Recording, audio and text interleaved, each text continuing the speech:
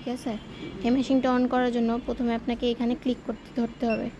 ধরলে এই যে মেশিনটা অন হইলো, এই মেশিনটা অন হয়েছে। মেশিনের এগুলো লেখা আসে, এরকমটা থাকে।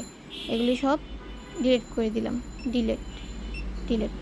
এখন অপারেটিংটা হচ্ছে কিছু লেখা অ্যাড করবেন, অ্যাড করবেন। এই যে অ্যাডে যাবেন, অ্যাডে যাবেন, এই যে টেক্সটে যাবেন, টেক্সটে যে এখানে লিখবেন হচ্ছে, যেমন আপনি লিখলেন আপনাদের টেলিফার্ম, আচ্ছা টেলিফার্ম না, এম, এই যে দিকে এম, একটা কিবোর্ড, এম এফ ডি, এইখানে গেলে সিম্বল পাওয়া যায়, সিম্বল, তারপরে স্পেস, তারপরে এখানে দিবেন হচ্ছে আজকে 10,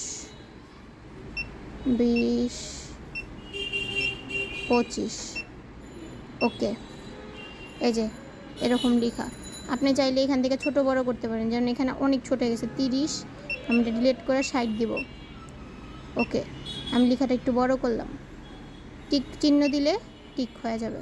এই যে একটা অ্যাড করছি, আরেক লাইন অ্যাড করলে আবার অ্যাডে যাবেন, আবার টেক্সটে যাবেন, আবার এদিকে লিখবেন EXT, সিম্বল দিবেন, এই যেখানে সিম্বল, সিম্বল দিলেন।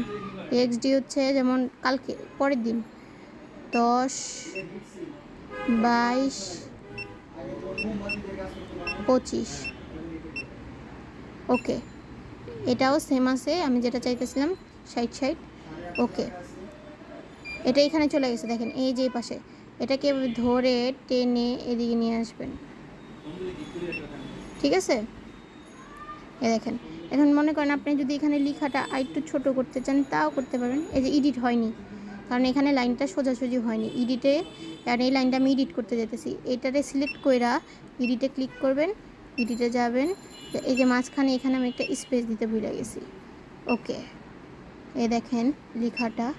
ওকে, ঠিক আছে, ঠিক আছে। এখন মনে করেন আমার লেখাটা একটু ছোট করতে চাইতেছি, তো আমি কী করুম, এই সেমভাবে এডিটে যায় ছোট করতে পারো। এটা 50, ঠিক আছে। ওকে, এটাও আমি ছোট করতে চাই, এডিট 50। এইগুলো কাজই মূলত এই মেশিনের।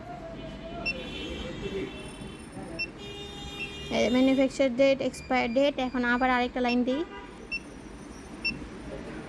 MRP, MRP, এই যে সিম্বল দিলাম, যেমন 100 টাকা।